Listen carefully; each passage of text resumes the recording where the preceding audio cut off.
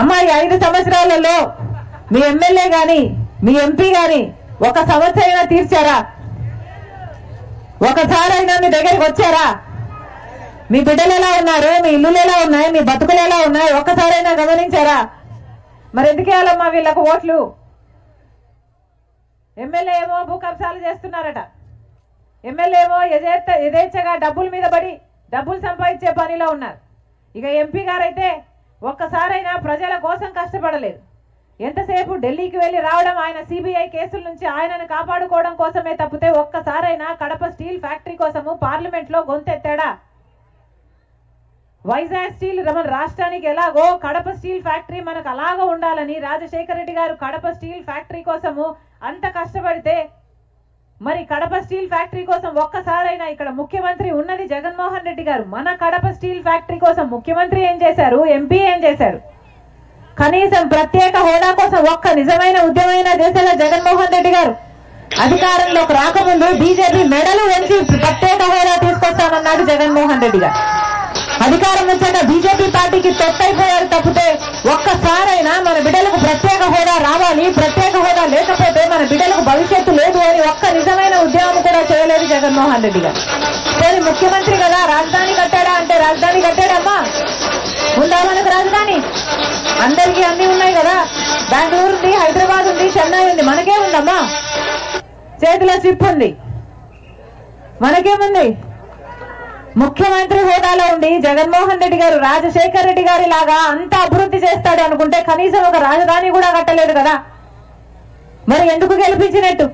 పోనీ రాజశేఖర రెడ్డి గారు వదిలి వెళ్లిపోయిన జలయజ్ఞంలో ప్రాజెక్టులైనా పూర్తి చేశాడా జగన్మోహన్ రెడ్డి గారు? పోలవరం కాదు కదా, కనీసం చిన్న ప్రాజెక్టు గాలేరు నగరి అయినా చేశారా? ఈ జిల్లా ఈ నియోజకవర్గానికి 90,000 ఎకరాలకు నీళ్లు ఇచ్చే ప్రాజెక్టు పూర్తి చేస్తానని చెప్పి మాటిచ్చి 5 సంవత్సరాలు అయిపోయింది, వెనక్కి తీసుకుంటే ఏమి సాధించాంరా అంటే ఏదీ లేదు ఇప్పుడు. అందుకే చెప్తున్నాం ఒకసారి ఆలోచన చేయండి అని.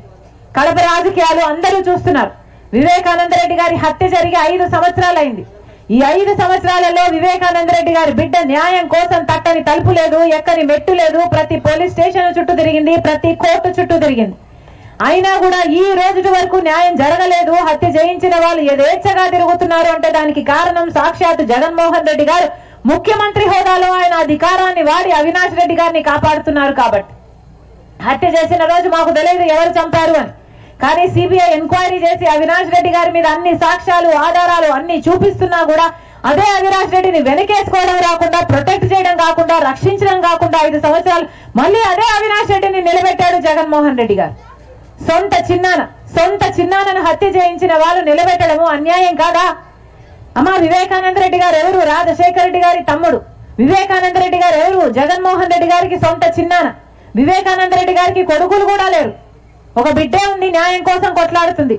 అంటే కొడుకు అన్న వాడు జగన్మోహన్ రెడ్డి గారే కదా. మరి కొడుకుగా ఉండాల్సిన వాడు తండ్రి తర్వాత తండ్రంతటి వాడును చంపేస్తే ఆయనకే న్యాయం చేయలేకపోతే ఇక న్యాయం బతుకుతుందా అమ్మా? బతుకున్నట్టేనా?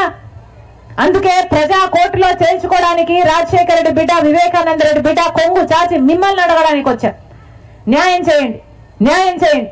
రాజశేఖర రెడ్డి బిడ్డ ఈరోజు ఎంపీగా పోటీ చేస్తుంది. ఒకవైపు రాజశేఖర రెడ్డి బిడ్డ నిలబడింది.